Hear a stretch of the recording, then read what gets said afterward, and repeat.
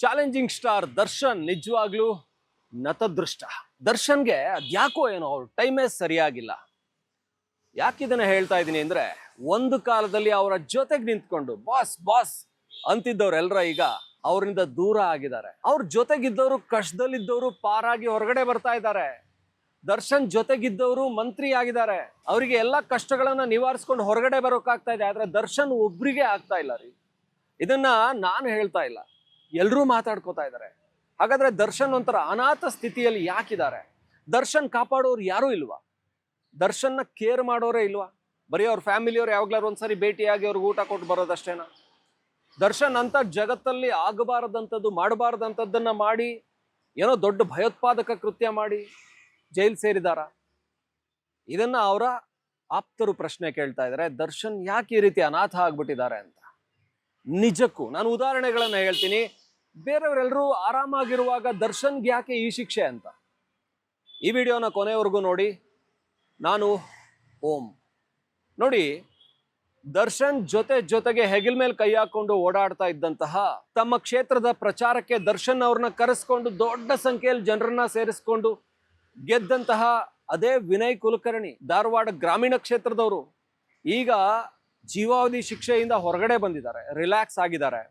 So ಅವರಿಗೆ ಯಾವುದೇ ಸಮಸ್ಯೆ ಇಲ್ಲ, ಅವ್ರಿಗೆ ಅದೃಷ್ಟ ಚೆನ್ನಾಗಿದೆ. ಇನ್ನೊಂದು ಕಡೆ ನೋಡಿ, ದರ್ಶನ್ ಅವರ ಆಪ್ತ, ಯಾವಾಗ ದರ್ಶನ್ ಅವರು ಹೊರಗಡೆ ಆರಾಮಾಗಿದ್ದಾಗ ತಾವು ಗೆಲ್ಲಬೇಕು ಅಂದ್ರೆ ದರ್ಶನ್ ಸಹಕಾರ ಬೇಕು ಅಂತ ಹೇಳಿ ದರ್ಶನ್ ಅವ್ರನ್ನ ಕೈ ಹಿಡಿದು ಕರ್ಕೊಂಡು ಬಂದು ಬಾಸ್ ಬಾಸ್ ಅಂತಿದ್ದವರು ವಿನಯ್ ಕುಲಕರ್ಣಿ ಜೀವಾವಧಿ ಶಿಕ್ಷೆ ಗುರಿ ಆದ್ರು. ಜೀವಾವಧಿ ಶಿಕ್ಷೆ ಗುರಿಯಾದ ನಂತರ ಅವ್ರಿಗೆ ರಿಲೀಫ್ ಸಿಕ್ಕಿದೆ. ಸದ್ಯಕ್ಕೆ ತಡೆ, ಅವರ ಆ ಶಿಕ್ಷೆಯನ್ನ ಏನು ಸದ್ಯಕ್ಕೆ ಕೋರ್ಟ್ ಅದಕ್ಕೆ ತಡೆ ಕೊಟ್ಟಿದೆ. ಅವ್ರು ರಿಲ್ಯಾಕ್ಸ್ ಆಗಿದ್ದಾರೆ, ಹೊರಗಡೆ ಬಂದಿದ್ದಾರೆ, ತಿರುಗಾಡ್ತಾ ಇದ್ದಾರೆ.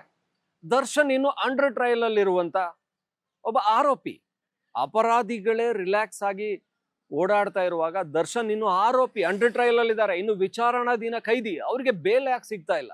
ಇದನ್ನ ಹೆಚ್ಚು ಮಾತಾಡಿದ್ರೆ ಇದ್ರ ಬಗ್ಗೆ ಏನು ನ್ಯಾಯಾಲಯದ ಒಂಥರ ಏನು ಅದಕ್ಕೆ ವಿರೋಧ ಮಾಡದಾಗುತ್ತೆ.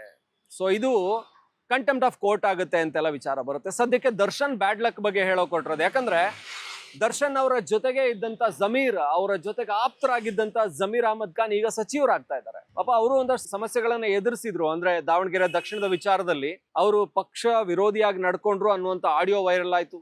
ಪಕ್ಷ ಅವರಿಗೆ ಮಂತ್ರಿ ಸ್ಥಾನ ಕೊಡೋದಿಲ್ಲ ಅಂತ ಆಯ್ತು. ಆದ್ರೆ ಈಗ ಮತ್ತೆ ಮಂತ್ರಿ ಆಗೋ ಅವಕಾಶ ಸಿಕ್ಕಿದೆ. ಮತ್ತೆ ವಿಧಾನಸೌಧದೊಳಗೆ ಹೋಗ್ತಾ ಇದ್ದಾರೆ ಜಮೀರ್ ಅಹಮದ್ ಖಾನ್.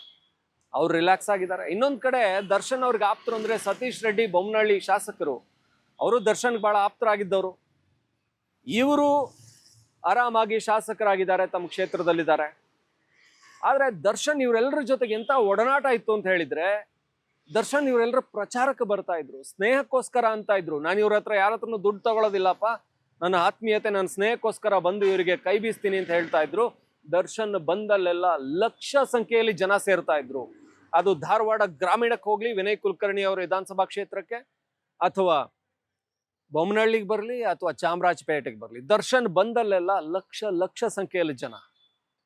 ದರ್ಶನ್ ಸುಮಲತಾ ಅವರ ಪರ ಪ್ರಚಾರ ಮಾಡಿದಾಗ್ಲೂ 2019ರಲ್ಲಿ ದೊಡ್ಡ ಸಂಖ್ಯೆಯಲ್ಲಿ ದರ್ಶನ್ ಪರವಾಗಿ ಇಡೀ ಏನು ಮಂಡ್ಯ ಲೋಕಸಭಾ ಕ್ಷೇತ್ರದಲ್ಲಿ ಜನ ನಿಂತ್ಕೊಂಡಿದ್ರು.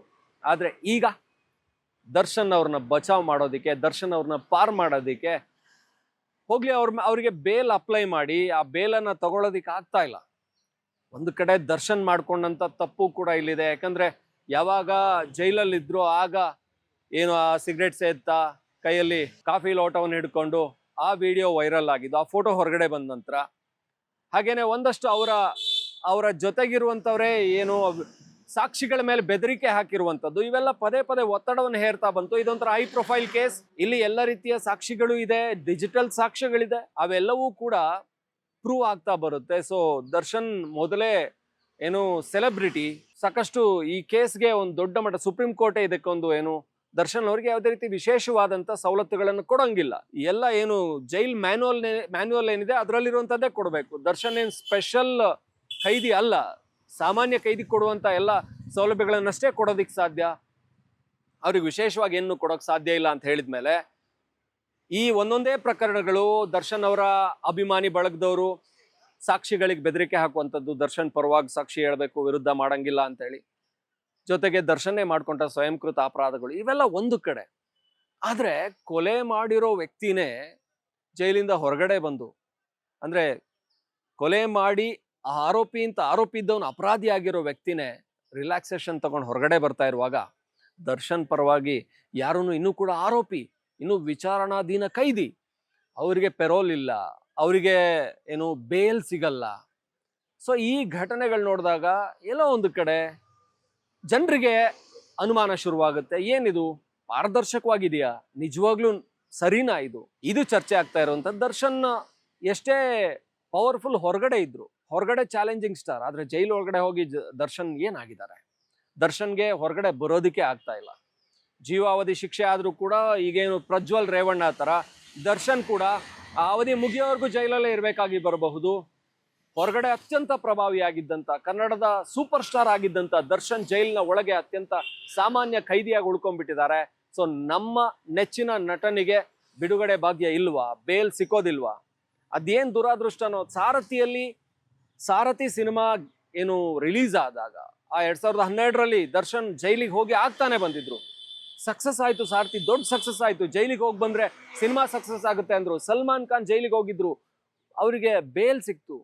ಸಂಜಯ್ ದತ್. ಸೊ ಈ ಉದಾಹರಣೆಗಳಲ್ಲೆಲ್ಲ ಅವರಿಗೆಲ್ಲ ಒಂದಷ್ಟು ರಿಲೀಫ್ ಸಿಕ್ಕಿದೆ. ಆದ್ರೆ ದರ್ಶನ್ಗೆ ರಿಲೀಫ್ ಅನ್ನೋದೇ ಇಲ್ವಾ?